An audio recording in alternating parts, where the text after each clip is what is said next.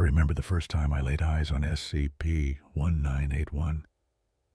It was just a Betamax tape, innocuous enough, with the title scrawled in a haphazard hand.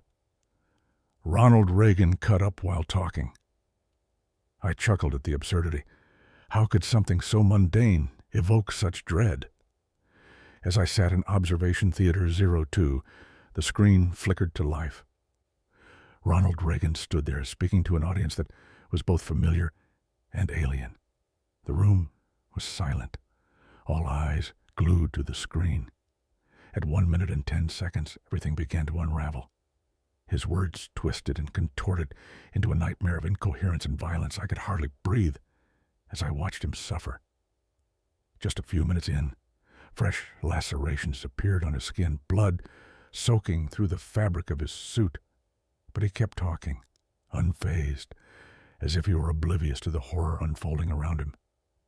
I remember thinking, how could a man endure such pain and still deliver a speech?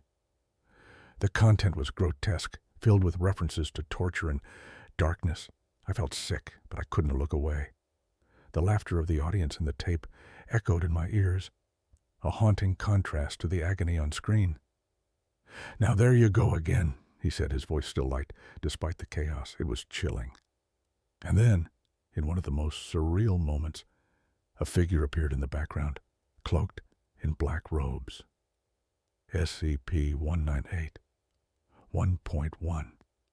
I felt a shiver run down my spine. Was that a trick of the light? Or something more sinister? I couldn't tell. The figure stood there, motionless, a silent witness to the carnage. At one point, Reagan spoke of the steel mills of Alaska and the cornfields of Nebraska, but it was all twisted.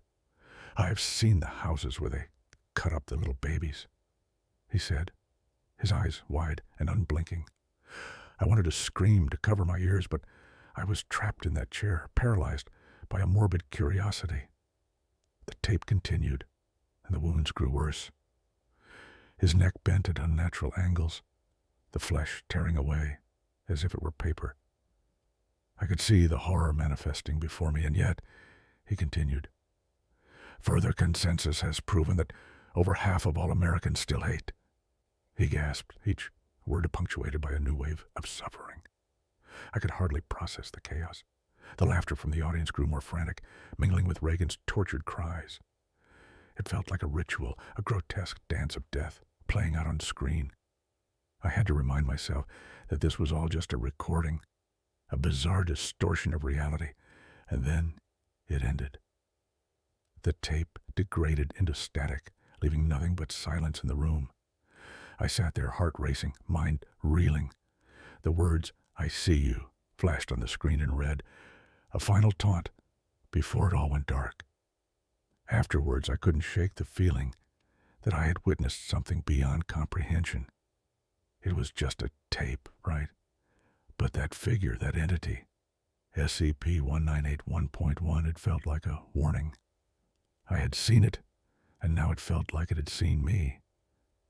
I left the theater, but the laughter haunted me. I could still hear it ringing in my ears, echoing in the darkest corners of my mind.